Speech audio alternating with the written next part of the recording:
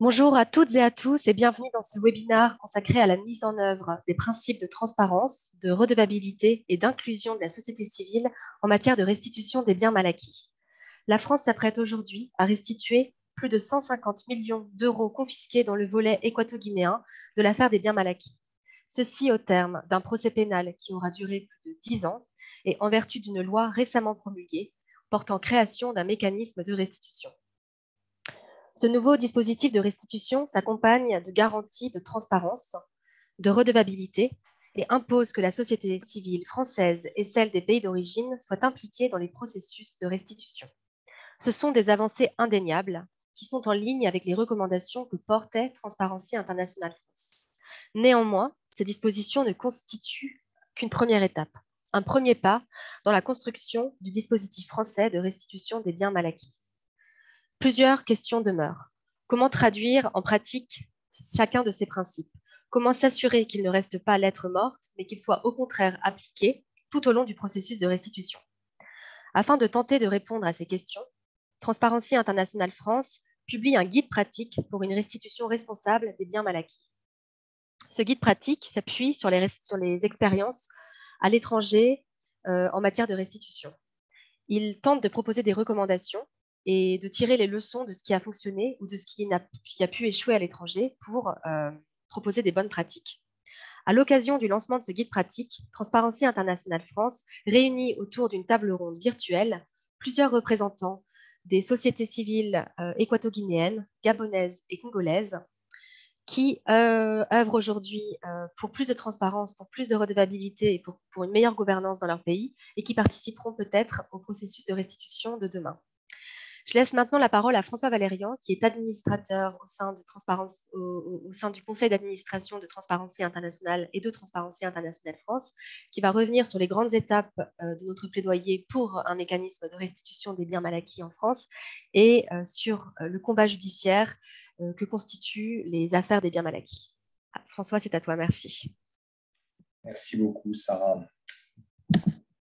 Donc, le sujet de la restitution des biens mal acquis est très important car il illustre les liens profonds entre la lutte contre la corruption et la recherche d'un optimum économique et social pour les populations. Je remercie donc vivement Sarah Brimboeuf et toute l'équipe de Transparency International France, ainsi que nos remarquables intervenants que Sarah présentera tout à l'heure, de cette opportunité d'en parler aujourd'hui. Les biens mal acquis, ce sont des biens publics, de l'argent public ou des avoirs publics transformés en numéraires, qui sont détournés par les dirigeants corrompus d'un pays appelé pays d'origine ou par des proches de ces dirigeants pour être réinvestis dans un autre pays appelé pays d'accueil, le plus souvent de manière fort peu imaginative, sous la forme de comptes bancaires, de maisons luxueuses ou de voitures de sport. Quand la mobilisation de la société civile et la mobilisation par la société civile de procédures judiciaires parviennent au bout de plusieurs années à la confiscation de ces avoirs, se pose le problème de leur utilisation. Jusqu'à la dernière décennie, ces procédures étaient très rares. Et quand elles aboutissaient, les avoirs étaient versés au budget du pays d'accueil, c'est-à-dire qu'ils ne revenaient pas dans le pays où ils avaient été volés. Or, le flux international des biens mal acquis pose évidemment un problème d'équité internationale. Il s'agit là en effet principalement d'un flux du sud vers le nord, vers quelques pays du nord, principalement les États-Unis, le Royaume-Uni, la Suisse et bien évidemment la France. Il s'agit donc là d'un flux qui ajoute le pillage à un grand nombre de problèmes de développement. Et la saisie des avoirs suivie de leur maintien dans le budget d'un État du Nord ne répond aucunement à ces problèmes. Depuis quelques années, on observe enfin sur le sujet une prise de conscience des États et un certain nombre d'accords de restitution ont été conclus, portant parfois sur plusieurs centaines de millions de dollars ou d'euros. Le remarquable guide pratique pour une restitution responsable des biens mal acquis, évoqué par Sarah Brimboeuf tout à l'heure, et dont elle est l'auteur avec Rahima Zitouni au nom de Transparency International France, nous livre à la fois une réflexion précise sur les enjeux actuels du sujet, l'étude de nombreux cas concrets et des recommandations très claires. Qu'est-ce qu'une restitution responsable? Comme l'indique le sujet de notre séminaire, c'est une restitution qui doit s'opérer dans la transparence, la redevabilité et l'inclusion de la société civile à travers différentes étapes que je vais brièvement rappeler. Les fonds saisis, ou le produit de la vente des avoirs saisis, doivent être individualisés sur un compte public spécial du pays d'accueil, de manière à empêcher qu'ils ne se fondent dans son budget général. Ces fonds, en effet, n'auraient jamais dû se retrouver en France ou dans un autre pays du Nord. Et d'ailleurs, s'ils s'y sont retrouvés, c'est très largement aussi en raison de la complicité ou de la passivité d'intermédiaires du Nord, banquiers, avocats, agents immobiliers, notaires, concessionnaires automobiles, marchands de bijoux. Un accord de restitution doit ensuite être signé entre l'État d'accueil et l'État d'origine pour permettre la restitution des fonds à la population de ce dernier. Il s'agit là d'un moment évidemment crucial sur lequel le guide pour une restitution responsable nous invite à être précis. Tout d'abord, contrairement à ce qu'on entend parfois, il ne s'agit pas là d'une modalité de l'aide au développement. Je n'aide pas mon voisin avec de l'argent que je lui ai pris. Et cette image tient, même si bien évidemment tous les Français ou l'État français ne sont pas directement responsables de l'arrivée en France des biens mal acquis, mais il n'empêche. Quand un banquier français perçoit une commission, quand un avocat français reçoit des honoraires, quand un agent immobilier français touche un pourcentage, quand le vendeur français d'un château reçoit le montant de la vente, s'il s'agit de l'investissement de biens mal acquis, c'est de l'argent volé que nous recevons en France. Quand un accord de restitution est signé, il s'agit bien seulement de la restitution de ce qui n'aurait jamais dû arriver en France. Mais il nous faut aussi parler de la position de l'État d'origine par rapport à la restitution. On entend ou on lit parfois que la restitution n'est envisageable que lorsque les dirigeants qui avaient détourné les avoirs ont quitté le pouvoir. L'idée semble frapper au coin du bon sens car le risque est important que les dirigeants corrompus tentent de récupérer leurs biens saisis en détournant les biens restitués. Cependant, c'est aussi une idée qui encourage à la paresse dans le pays d'accueil. Tant que les dirigeants responsables du crime originel sont en place, on ne peut rien faire et donc on ne fait rien. Or, malheureusement, certains dirigeants ont la vie dure, ou du moins ils sont durs à convaincre, il faut un jour quitter la table du festin, voire payer l'addition.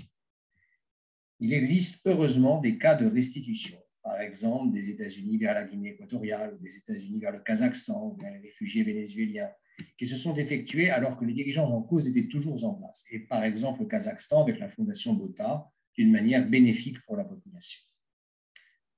Le bénéfice pour la population, c'est cela le critère de réussite d'une restitution. De l'argent public volé, c'est en effet du bien-être volé à la population. Et c'est même du bien-être volé pour un montant très supérieur au montant des avoirs détournés puis saisis. N'oublions pas que l'argent public, quand il est investi dans l'éducation ou la santé d'un pays d'Afrique, et non dans une villa de la Côte d'Azur, possède un immense effet démultiplicateur. Le salaire d'une institutrice peut changer des centaines de vies. Une seule injection vaccinale peut sauver une vie. Le dommage créé est donc considérable et les victimes sont très nombreuses, toutes parmi les plus pauvres de la population, parmi ceux qui n'ont accès ni à l'éducation, ni aux soins, ni aux autres services publics essentiels. La restitution des avoirs doit se faire au profit des victimes, donc de celles et ceux qui ont le plus besoin de l'action publique.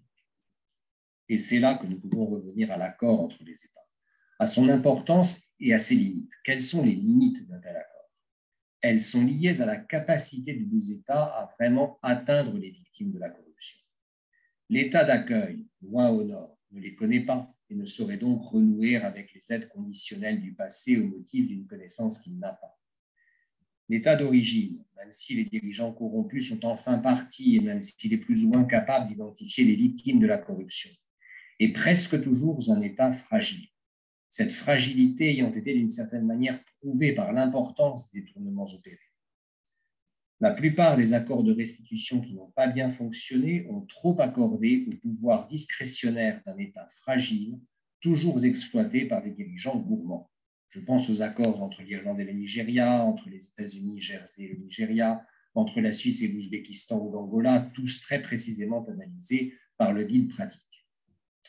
Par contre, l'accord en cours entre la Suisse et le Nigeria pour la restitution de 321 millions de dollars provenant de l'immense fortune amassée dans les années 1990 par le dictateur Abacha parvient à améliorer l'éducation et la santé des plus pauvres sous le contrôle d'une coalition de la société civile nigériane. Or, c'est bien là que se joue l'importance de l'accord de restitution entre États. Il doit précisément limiter l'implication des deux États et accorder à la société civile du pays d'origine un rôle essentiel. Il ne s'agit pas ici de se retrouver entre acteurs de la société civile en un plaidoyer pro-domo pour un rôle accru de nos organisations. Bien au-delà, il s'agit de retrouver, comme je l'évoquais au début de mon intervention, le caractère profondément économique de la lutte contre la corruption. L'intervention de la société civile, en multipliant les acteurs non liés aux pouvoirs établis, permet d'atteindre deux objectifs qui nous rapprochent de l'optimum socio-économique. L'information sur les besoins de la population et donc des victimes est maximisée et le risque d'un nouveau détournement de l'argent est minimisé. La société civile doit donc être étroitement associée au choix des projets ou programmes récipiendaires des moyens financiers. C'est l'étape qui suit immédiatement l'accord entre États. Il doit y être prévu et peut même se confondre avec la conclusion d'un accord qui préciserait déjà l'utilisation des fonds. L'étape qui suit encore est aussi tout à fait déterminante. C'est la réalisation concrète, l'allocation des fonds par des marchés publics, des investissements directs, des distributions d'argent conditionnées, par exemple, à l'envoi des enfants à l'école. Cette étape aussi doit être surveillée par la société civile, qui participerait aussi, enfin, à l'évaluation de tout le processus. Il y a donc bien là une exigence de transparence, de redevabilité à chaque étape, et d'une inclusion la plus large possible de la société civile locale. L'inclusion large est évidemment, elle aussi, importante. On ne peut se contenter d'une organisation partenaire, présentée comme non gouvernementale, mais qui de fait dépend du gouvernement ou de quelques dirigeants. On ne peut pas non plus se contenter d'un pilotage par une instance intergouvernementale, comme la Banque mondiale, qui a évidemment souvent son rôle à jouer, mais ne peut se substituer à une société civile vraiment indépendante des gouvernements. Je vous remercie de votre attention. Je remercie vivement, très vivement nos invités qui ont bien voulu intervenir. Et je souhaite que notre table ronde de ce jour permette une réflexion fructueuse, porteuse d'actions concrètes de plaidoyer et porteuse, in fine, de programmes de restitution tournés vers les victimes. Merci beaucoup François, c'était une présentation très, très précise du guide pratique que j'ai eu l'honneur et le plaisir d'écrire aux côtés de Rahima Zitoumi. J'ai à présent le plaisir d'introduire nos trois intervenants de cette table ronde, trois représentants d'organisations non gouvernementales qui travaillent dans trois pays dont les dirigeants sont visés en France par des poursuites en raison de leur train de vie luxueux, en décalage total avec les revenus officiels qu'ils perçoivent dans leur pays. Tout d'abord, Marc Ona-Essangui. Marc Ona-Essangui est le fondateur de l'ONG environnementale Brain Forest, basée à Libreville au Gabon.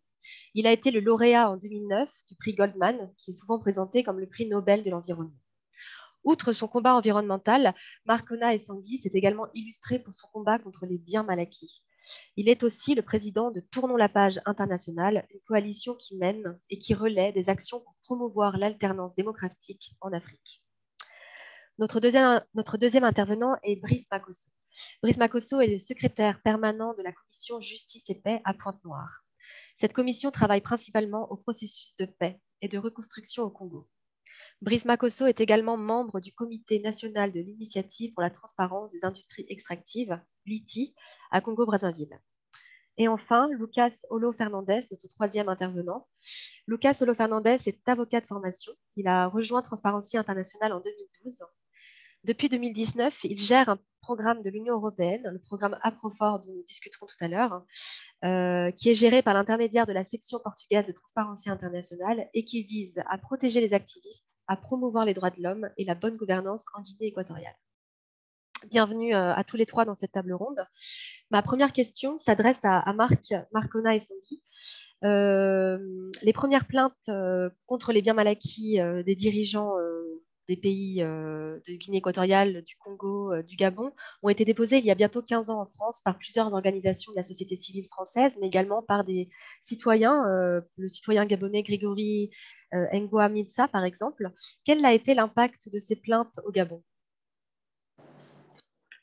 Bonjour et merci pour cette opportunité. qui m'est offerte pour parler de quelque chose qui a bousculé nos vies dans nos différents pays. Quand je dis nous, nos partenaires et surtout Grégory Ngouamitsa qui nous a quittés il y a quelques années, l'impact a été considérable.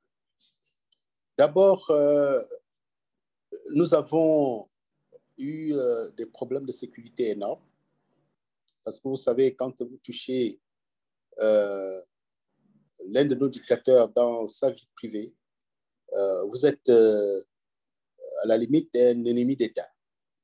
Et je me rappelle quand nous avons organisé à Paris, c'était en 2006, une première manifestation devant un hôtel particulier rue de la Beaume, à Paris, 104 rue de la Beaume.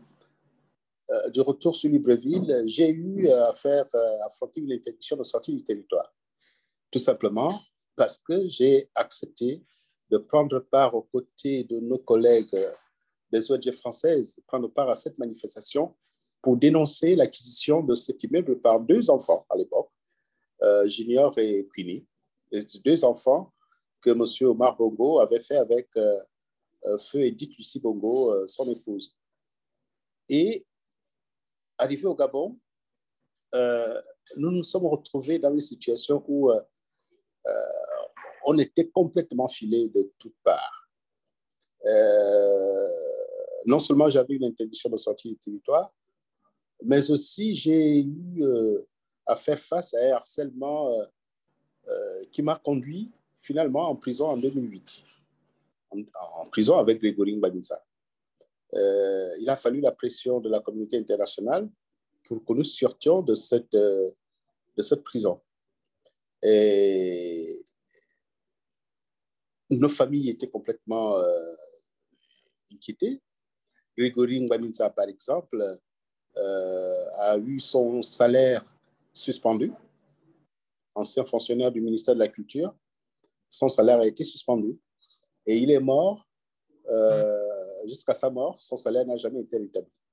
Mais cela n'a pas empêché de maintenir cette plainte malgré les différentes pressions, parce que ce ne sont pas les pressions qui manquaient. Il a même dû rencontrer Feu Omar Bongo avant sa mort en 2009. Il l'a rencontré et il lui a dit les 4 vérités par rapport aux motivations qui l'ont conduit à se constituer partie civile avec toutes les menaces que cela constituait, tous les dangers que cela constituait. Grégory n'a jamais reculé. Et moi non plus, j'ai toujours été à ses côtés pour mener ce combat. Je voudrais rappeler que la constitution de partie civile de Grégory a été possible parce que c'était un fonctionnaire. Grégory fut un fonctionnaire de l'État gabonais. Donc, il avait un intérêt à agir parce que non seulement gabonais, mais agent public. C'est ce qui a fait en sorte que nous soyons complètement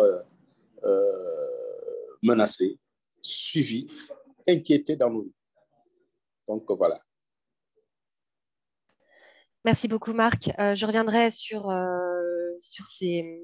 ce harcèlement, ces problèmes de sécurité et qui pose une question sur l'implication. Est-ce qu'il est possible que les sociétés civiles des pays d'origine, le Gabon en l'occurrence, puissent être impliquées? On y reviendra tout à l'heure. Je vais poser la même question à Brice Makosso. Quel a été l'impact des plaintes en 2008, en 2007 et 2008 au Congo? Merci Sarah. Bonjour tout le monde. Au niveau du Congo, ces plaintes sont intervenues déjà dans un contexte d'harcèlement de la société civile dont a parlé Marc tout à l'heure. Moi-même et mon collègue M. Mosego sortions de prison parce que nous dénoncions à l'époque la mauvaise gestion des revenus pétroliers. Et finalement, à partir du moment où nous étions en train de dénoncer cette mauvaise gestion des revenus pétroliers, il y avait aussi à cette période la question de l'endettement de l'État du Congo et les plaintes des fonds vautours. Et donc, tout ce qui dénonçait ces détournements de fonds, tout ce qui demandait la transparence et la redevabilité était considéré, on appelait ça ici chez nous, comme étant les valets locaux de l'impérialisme. C'est comme ça qu'on nous traitait. Puisque nous avions été des communistes, et donc nous avons ce discours d'abattre tous les valets locaux de l'impérialisme. Mais aussi, il y a eu le discours officiel de la poursuite de la colonisation française, en ce sens que le gouvernement mettait en avant l'argument selon lequel pourquoi les monarchies du Golfe, qui détournent également des fonds et qui achètent des biens en France, ne sont pas poursuivis, alors que les dirigeants africains, eux, ils étaient poursuivis. Et donc, ce discours, il a bien fonctionné au niveau de la communication officielle pour montrer que finalement, cette procédure est bien mal acquis. Ceux qui reprenaient cette campagne au niveau local, c'était des impérialistes, des valets locaux des impérialistes, que c'était une attitude néocolonialiste de la France, mais aussi que c'était une attaque, une menace à la paix, à la stabilité des pays comme les nôtres qui, auparavant, avaient connu la guerre. Et donc, il y avait déjà ce contexte de répression de la société civile lorsque nous étions en train de demander la transparence dans la gestion des revenus pétroliers.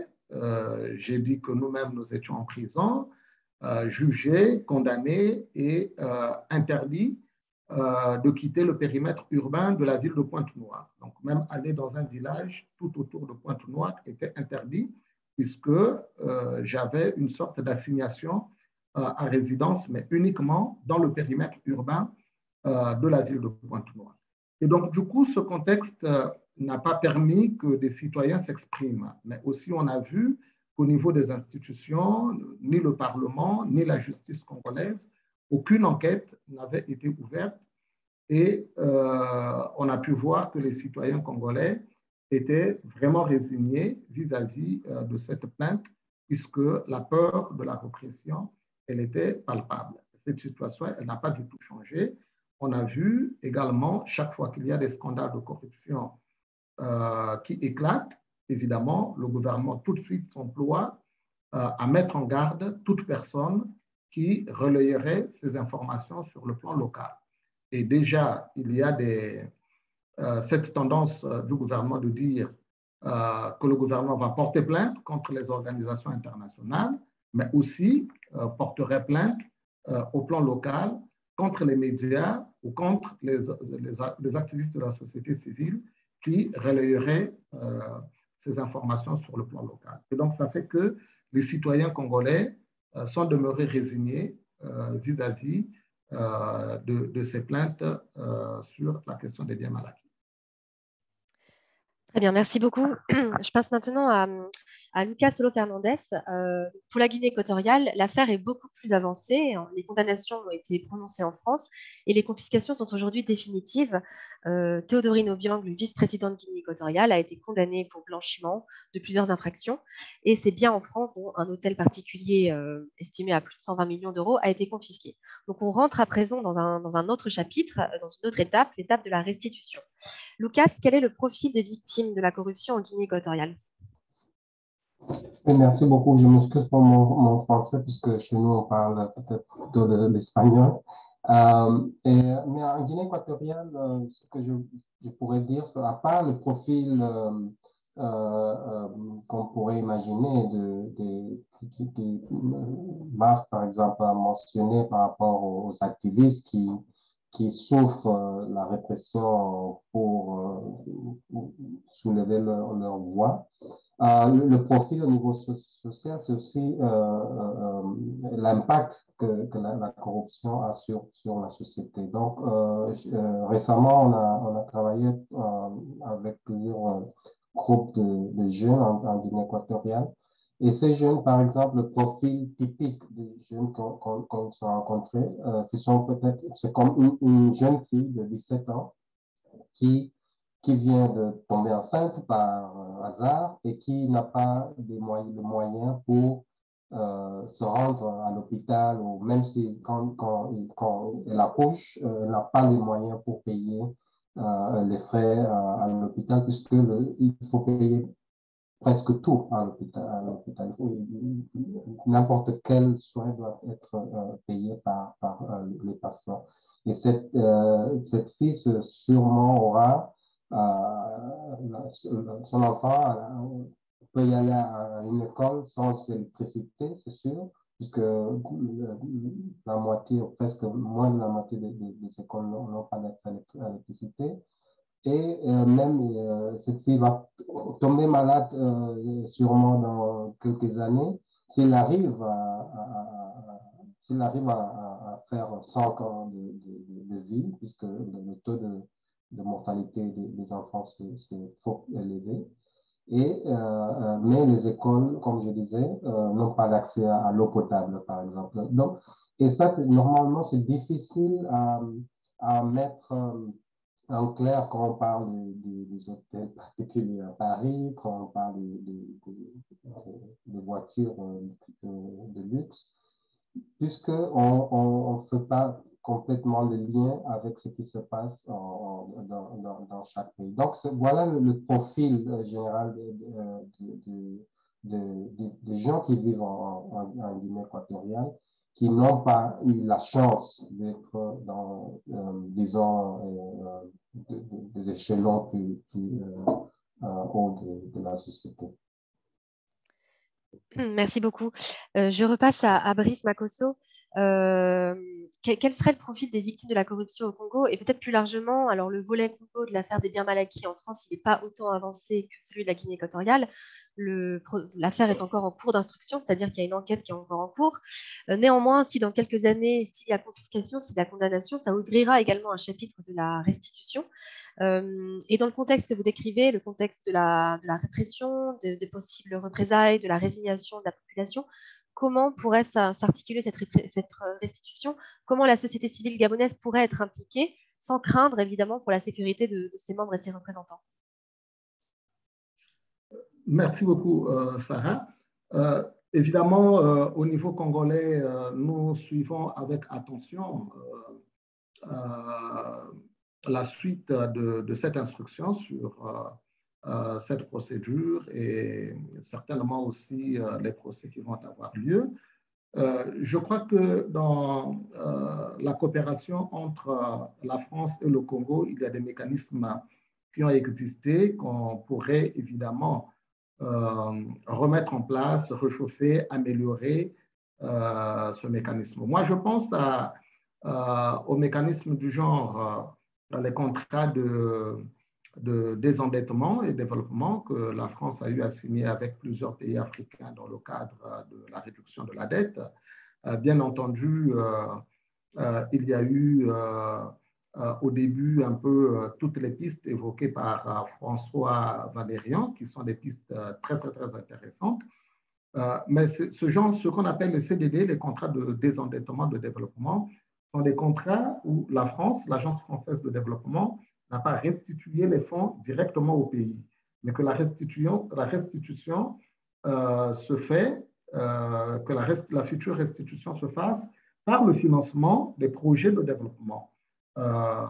Mais pas des projets de développement dans tous les secteurs. On pourrait, par exemple, cibler les secteurs sociaux de base, tels que l'éducation ou l'enseignement, mais que ces projets sont définis en tenant compte également des avis de la société civile. Donc, la société civile devrait participer au choix budgétaire pour pouvoir financer ces projets de développement, notamment dans le secteur, par exemple, de l'éducation et de la santé.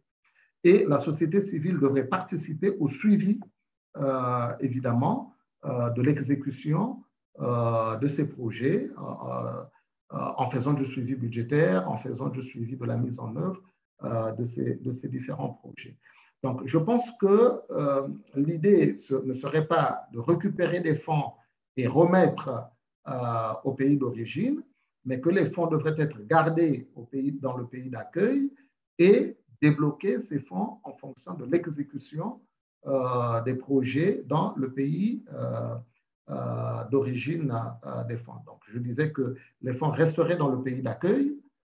Le pays d'accueil se chargerait de débloquer les fonds pour réaliser des projets dans les pays d'origine avec la participation de la société civile dans la définition des projets, dans l'exécution et le suivi de ce projet. Et donc, j'ai dit au début que la formule des contrats désendettement et développement pourrait être une formule intéressante qu'on pourrait améliorer dans le cadre de la restitution de ces fonds.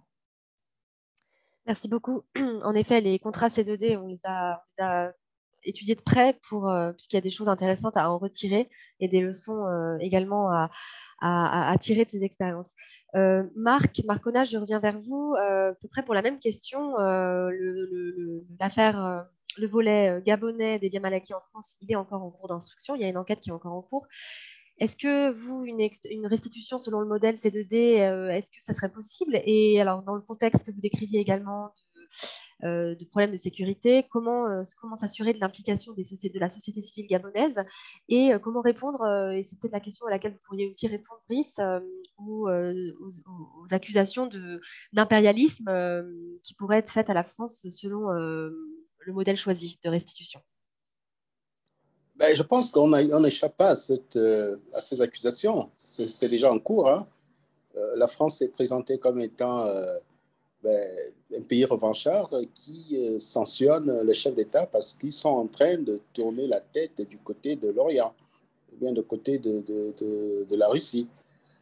Autant d'argumentaires développés dans les médias publics pour non seulement discréditer les acteurs de la société civile qui sont impliqués, mais aussi pour essayer d'avoir au niveau de l'opinion un certain soutien. Alors, pour ce qui est de la société civile, je pense qu'il va falloir que l'on sache qu'il y a deux types de sociétés civiles dans nos différents pays.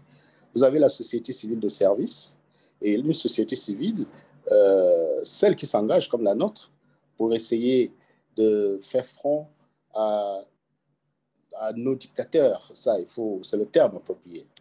On ose espérer que l'identification des acteurs de la société civile sera faite de manière hautement transparente parce que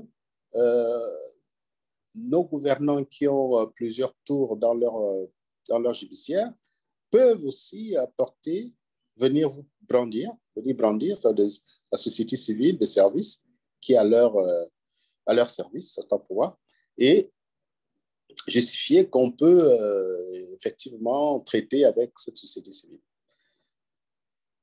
Nous avons, avant même que la France, le Sénat français ne puisse adopter les dispositions sur la restitution, on était déjà en train de discuter par rapport au format de restitution qu'on pourrait accepter, qui pourrait être acceptable. La difficulté réside dans le fait que est-ce que la restitution, pendant que les détourneurs de fonds sont encore en vue, est-ce que ces restitutions vont avoir un écho favorable? Est-ce que si les mécanismes internationaux ne sont pas aussi puissants, aussi forts, et si les acteurs locaux ne s'imposent pas, est-ce qu'on ne va pas retomber dans une stratégie où les fonds reversés pour les financements des projets, et que ce soit des projets identifiés par les mêmes qui sont encore au pouvoir? Alors, quels sont les leviers puissants à notre disposition pour pouvoir faire en sorte que et les projets et les financements ne retombent pas dans la même judiciaire que ceux qui l'ont détourné? C'est le gros problème se situe à ce niveau-là. Et nous, on avait pensé à l'époque qu'on pouvait peut-être ouvrir des comptes séquestres, soit du côté de la Banque africaine de développement ou d'un organisme panafricain capable d'accepter les sociétés civiles de ces différents pays et de manière indépendante, de manière transparente, et l'identification du projet se fasse aussi dans le même ordre. Sur quelle base on va identifier les projets? Quels sont les différents projets qui peuvent être exécutés, mais par qui? Par une fondation? C'est autant de questions, parce que nos gouvernants peuvent récuser un mécanisme présenté parce que n'étant pas reconnus par la souveraineté, parce qu'ils ont toujours tendance à brandir le caractère souverain de leur État. Et par conséquent, est-ce qu'on ne va pas se heurter à cet argumentaire de souveraineté de l'État pour pouvoir accepter telle ou ou tel mécanisme de restitution. Donc, autant de questions que nous avons sur la table qui ne trouvent pas de solution. Et c'est tout à fait les mêmes questions qui se posent actuellement pour la restitution des avoirs équato-guinéens où le régime Obiang est encore en place. Donc le dirigeant qui a été condamné, le vice-président, est encore en place. Et il y a plusieurs options qui sont sur la table. Et une des options, alors pas de manière officielle, ce sont des discussions qui existent de manière informelle. Il y a plusieurs coalitions, mais c'est peut-être celle de restituer à distance. Et à cet égard, le projet Aprofor, qui est piloté par Lucas depuis la section portugaise de Transparency International, est assez intéressant. Lucas, est-ce que tu peux nous décrire plus en détail ce qu'est Aprofor, comment vous fonctionnez et comment vous arrivez finalement à travailler en Guinée équatoriale tout en étant à distance? Merci, Sarah. Non, pour Aprofor, ce que je voudrais dire d'abord, c'est que c'est un projet financé par l'Union européenne. Et ce qu'on essaye de faire, c'est de financer des ONG locaux depuis là où on est, depuis Portugal en particulier. Mais ce qu'on essaye de faire, c'est de mettre en place des systèmes de demande de fonds pour les ONG locaux. Et puis, on a mis en place un bureau, une clinique légale, ce que vous appelez aussi un CAJAC, un centre d'assistance juridique. Et ce qu'on essaye de faire avec ça, c'est simplement avoir des avocats sur place qui peuvent assister à tous ceux qui aura besoin d'assistance légale. Pour commencer par les ONG ou les activistes au niveau local qui voudraient peut-être développer leur travail ou s'engager dans leurs activités et non pas cet appui, disons, qui peut-être ne donne pas la sécurité 100%, mais au moins aide à que leur cas, s'il y a des cas, soient connus ou bien que quelqu'un soit derrière leur cas. Donc, ce que nous, on essaye en tout cas de faire, c'est de travailler avec des personnes clés. On a pris le temps pour identifier les ONG ou même des acteurs avec qui on devrait travailler. Et je crois que ça va être aussi un des travaux principaux à faire pour n'importe quel mécanisme de restitution dans les pays. Et ça, je le dis puisque en écoutant nos collègues ici, je vois les problèmes qu'ils ont posés sur la table. Le fait que en Guinée équatoriale, on a exactement une situation dans laquelle les ONG plutôt de services sont là et peuvent vouloir accaparer le projet ou le fonds. Et même on a des institutions sur place et qui n'ont pas l'habitude de travailler d'une manière transparente. Donc, c'est vrai que l'idée d'avoir des fonds, disons, gardés en tant que la situation ne change pas, mais c'est vrai aussi qu'on se trouve dans une situation dans laquelle la population continue à être victime de cette situation et on aimerait avoir une sorte de restitution. Et ça, je le dis puisque on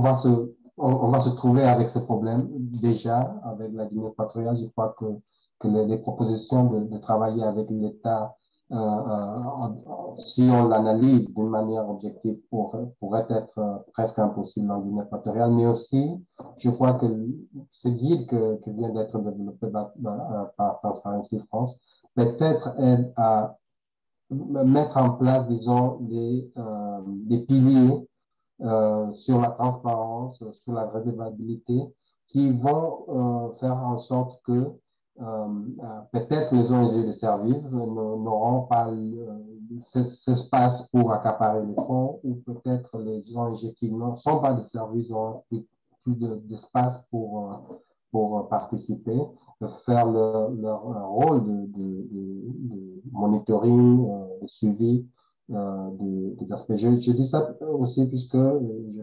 vais finaliser avec ça. Le rôle de la société civile est très important aussi dans le domaine de la bonne gouvernance de la lutte contre la corruption. Plutôt pas seulement pour canaliser les projets au niveau de l'éducation, au niveau de la santé, par exemple, mais pour surtout faire en sorte que n'importe quel projet qui soit développé dans le pays soit vraiment utile pour ce pays.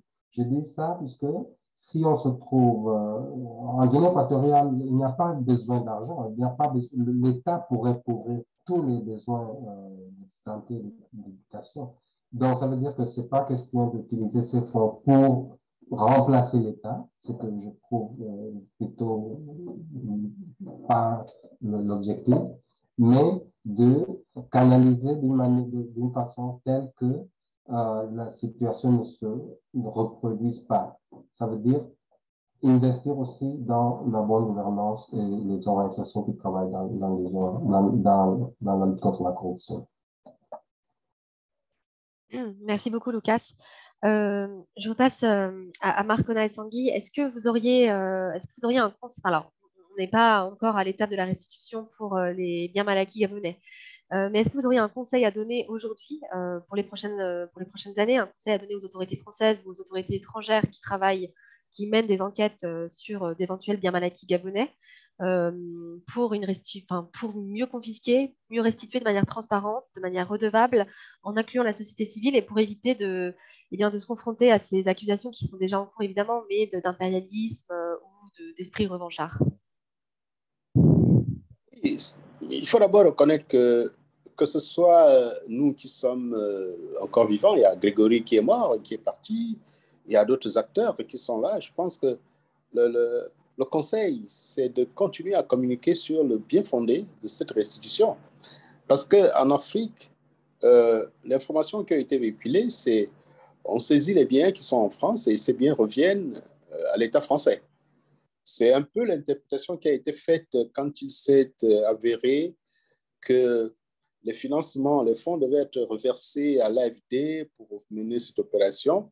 Et il y en a qui pensent, et peut-être à tort ou à raison, que c'est une façon de remettre l'argent dans les caisses de l'État français pour que l'État français en fasse l'usage qu'on a l'habitude d'en faire à travers des projets de l'Agence française de développement. Ça, je vous interprète exactement ce que dit le grand public.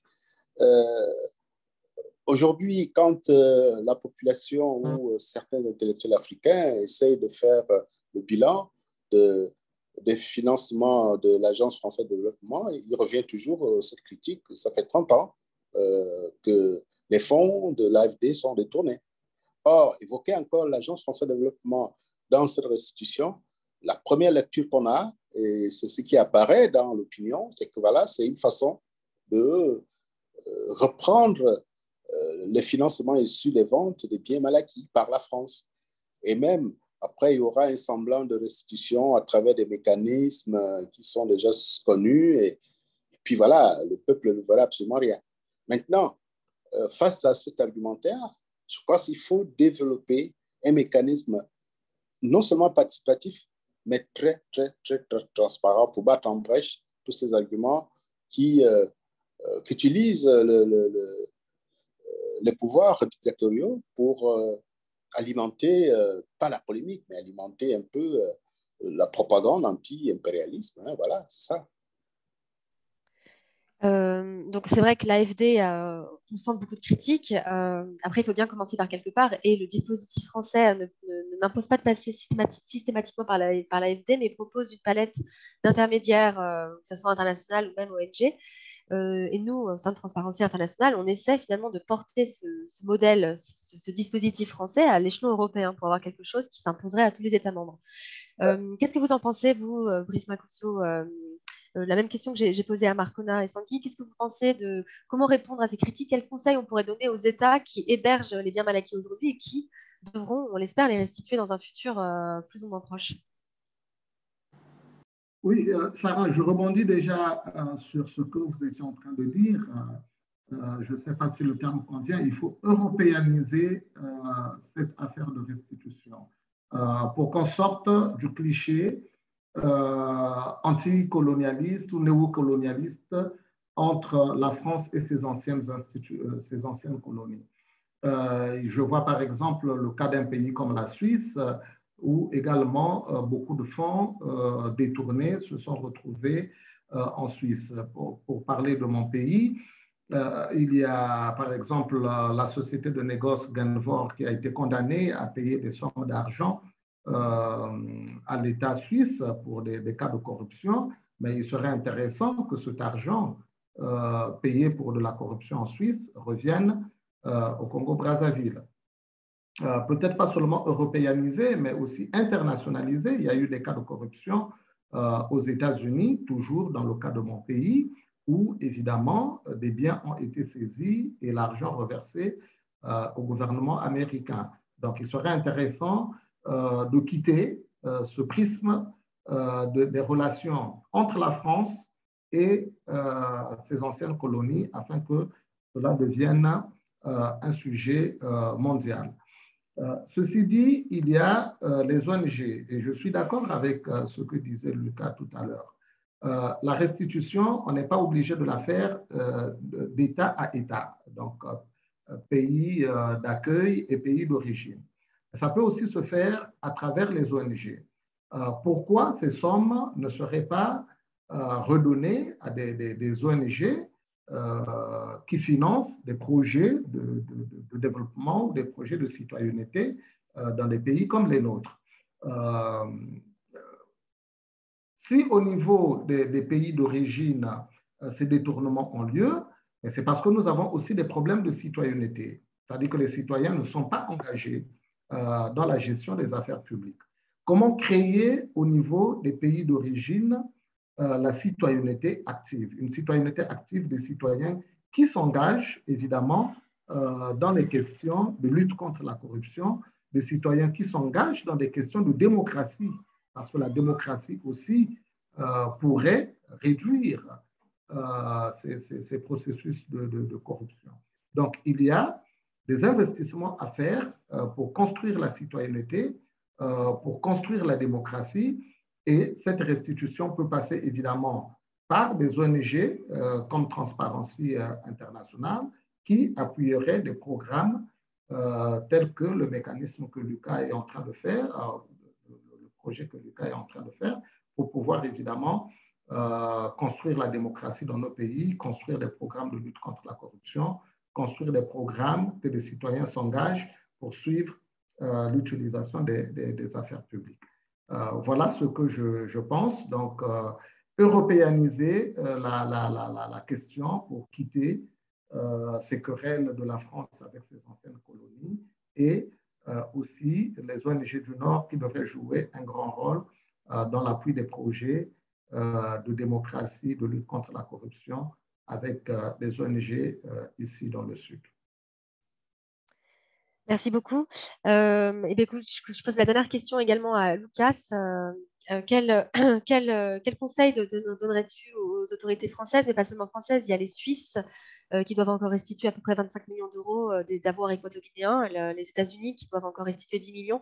Quel conseil donnerais-tu à ces pays qui sont sur le point de restituer tous ces millions d'euros à la Guinée équatoriale pour que ça soit fait de la manière la plus transparente, la plus redevable possible, et en incluant la société civile? Oui, bon, à mon avis, c'est difficile puisque au niveau de ces pays, moi, je vois de différents acteurs auxquels je demanderais, disons, une telle action. Au niveau des gouvernements, je serais très clair par rapport aux engagements pour la démocratie dans ces pays. Ça veut dire ne jamais être, disons, complice des abus qui se font dans ce pays. Ça veut dire être clair en critiquant les violations des droits humains ou bien les cas de corruption.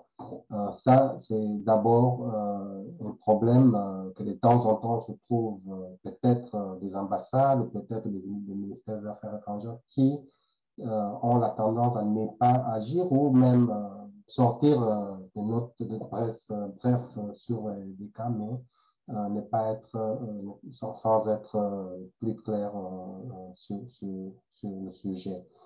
Mais au niveau de la société de ces pays, moi je dirais qu'il y a aussi un message qui doit y arriver. Je crois que les ONG comme Transparency International ont déjà compris, mais peut-être les sociétés n'ont pas complètement compris le fait que la question de la corruption chez nous, à Libreville, à Brazzaville ou à Malabo, a un impact direct sur les sociétés à Paris, à Lisbonne, à Madrid ou à Genève. Ça veut dire que le carburant qui sort d'ici a un parcours de corruption qui nous impacte aussi. Et ça veut dire qu'on doit être plus exigeant à nos dirigeants aussi, et aussi à notre façon de même consommer au niveau global, puisque pour moi, c'est exactement le pétrole chez nous, c'est exactement comme les diamants de sang que l'on parlait aux années 90. Ça veut dire qu'il y a des gens qui souffrent, qui meurent à cause de la corruption sur le pétrole chez nous, mais on ne réagit pas au niveau des sociétés. Je dis j'ai déjà parlé des institutions, mais au niveau des sociétés, on devrait être plus exigeant par rapport à notre dirigeants aussi dans les pays d'accueil, disons. Merci beaucoup.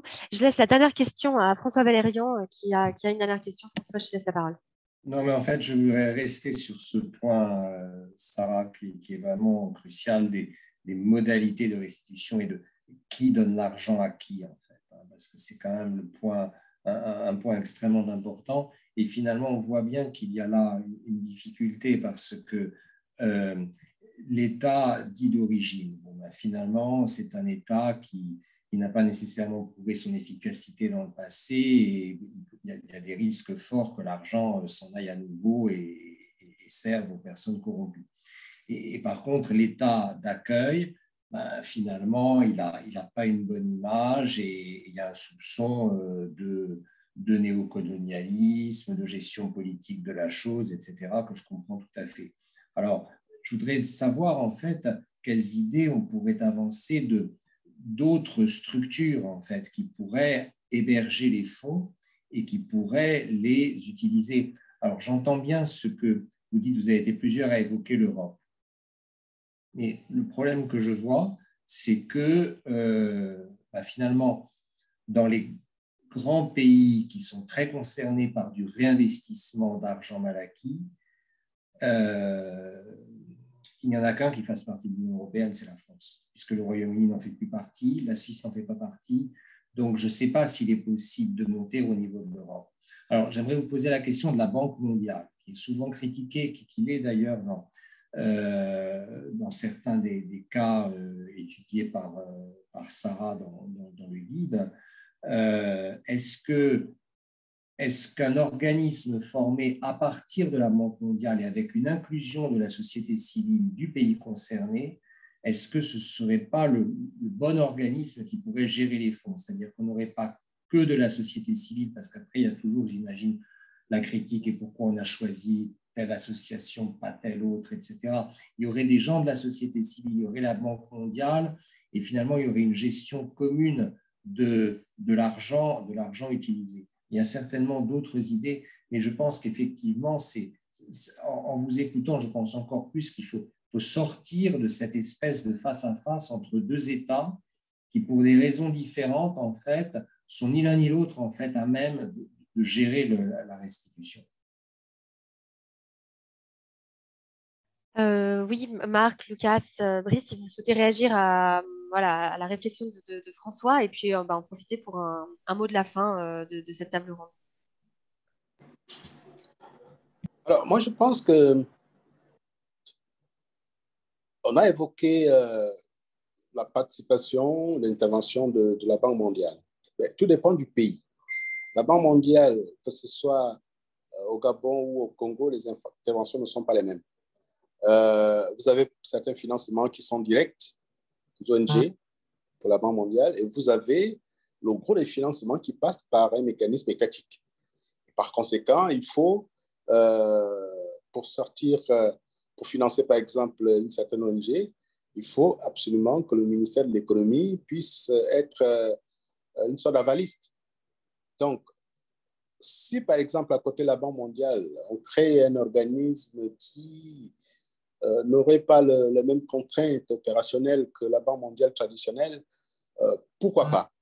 Mais je doute parce que ces organismes onusiens, ces organismes les institutions de Bretton Woods ont presque les mêmes liés quand ils interviennent chez nous, parce qu'il y a certains accords qui nous obligent à passer par des organisations étatiques, par l'administration étatique. Ce qui n'est pas le cas, par exemple, de l'Union européenne. Le financement de l'Union européenne, aujourd'hui, l'Union européenne peut décider, par exemple, d'intervenir directement auprès d'une ONG sans pour autant que l'administration n'intervienne. On peut toujours essayer. Et nous, on avait pensé à la mise en place, par exemple, une fondation qui impliquerait le regard de tous ces organismes, une fondation indépendante, mais avec un mécanisme d'évaluation, de contrôle, de suivi très élevé. Mais encore faudrait-il définir un peu le format.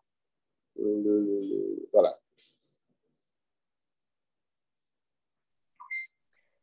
Oui, moi, j'aimerais réagir à la suite de ce que dit Marc. Je crois que penser à la Banque mondiale, c'est ajouter de la complexité à un sujet déjà très complexe. Nous voyons les formes de coopération déjà qui existent, qui sont des coopérations tout à fait simples. Lorsque moi je travaille avec des partenaires français et même allemands, je vois bien que les gouvernements donnent de l'argent à ces organisations, des pays, des organisations du Nord qui me financent. Mais on pourrait garder ces mécanismes. Si aujourd'hui un partenaire comme Transparency, mais désolé, Transparency ne finance pas la construction des écoles ou des dispensaires. J'ai envie de citer par hasard comme ça une organisation comme le Secours catholique qui finance des écoles, qui finance des dispensaires. Ces financements pourraient bien passer par ce type d'organisation. Transparency appuie la corruption. Les organisations de la société civile qui travaillent sur la corruption au plan local, cet argent passerait bien par Transparency et Transparency serait redevable vis-à-vis du gouvernement français qui lui donne ces fonds. Et donc, moi, je pense que sinon, dans le pire des cas, l'idée de Marc serait la bienvenue, c'est de créer une fondation indépendante qui travaillerait avec les gouvernements pour pouvoir financer des organisations au plan local.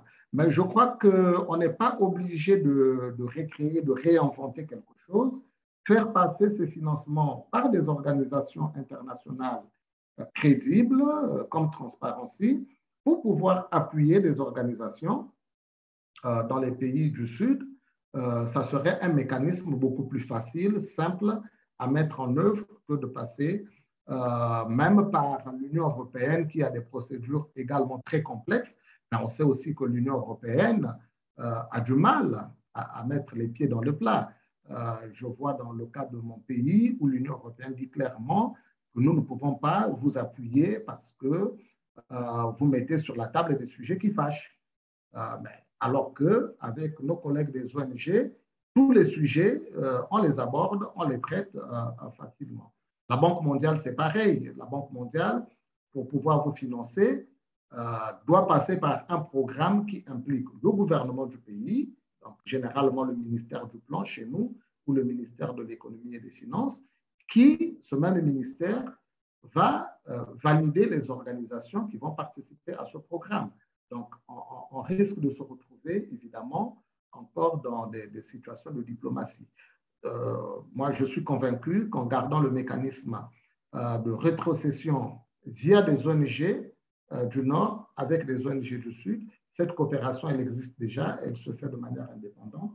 Ça faciliterait vraiment la restitution, aussi bien pour des programmes sur la citoyenneté, lutte contre la corruption, la démocratie, que sur des programmes de développement, de construction des infrastructures, des écoles, des dispensaires, dont les citoyens pourront bénéficier directement. Lucas, je te laisse le dernier mot de la fin. Merci. Moi, à mon avis, ce que je trouve qui va être compliqué, finalement, c'est vraiment de décider exactement quel est le mécanisme le plus acceptable pour chaque contexte, puisque peut-être dans un contexte comme le nôtre, en Guinée équatoriale, peut-être différent qu'au Gabon, même si la situation, c'est très, très pareil. Hein. J'insiste sur ça. Je dis ça puisque, à mon avis, là, le fait qu'on travaille, on peut travailler directement avec les ONG, c'est peut-être chez nous la seule option. Travailler avec la Banque mondiale ou les Nations Unies, tout ça, c'est déjà, les fonds n'est pas tellement élevé pour, disons, utiliser ces mécanismes-là. Les Nations Unies et la Banque mondiale chez nous travaillent avec beaucoup plus de fonds. Donc, ce serait peut-être compliqué plus que de résoudre le problème. Et donc, c'est une question de trouver la simplicité du processus, mais avec une structure très robuste, très, très importante de redevabilité, de transparence dans chaque contexte. Donc, c'est là que je dirais comme conclusion, peut-être, comme je disais avant, le plus important, au final, c'est de faire en sorte que les citoyens reçoivent de retour ce qui leur appartient. Et il y a même des gens qui ont proposé des transferts directs, par exemple. Même l'ONU l'a fait en Guinée équatoriale récemment dans un petit projet. Il faut voir si ça a donné de bons résultats. Mais ça ne va pas résoudre notre grand problème qu'on a chez nous, c'est la question de la manque de transparence en général, de la corruption structurelle, endémique, disons, et surtout la démocratie, le niveau de démocratie qui n'aide pas à que la situation s'améliore d'ici quelques ans. Merci beaucoup. Merci beaucoup, merci à tous les quatre, à François, Marc, Brice et Lucas. C'est un échange passionnant.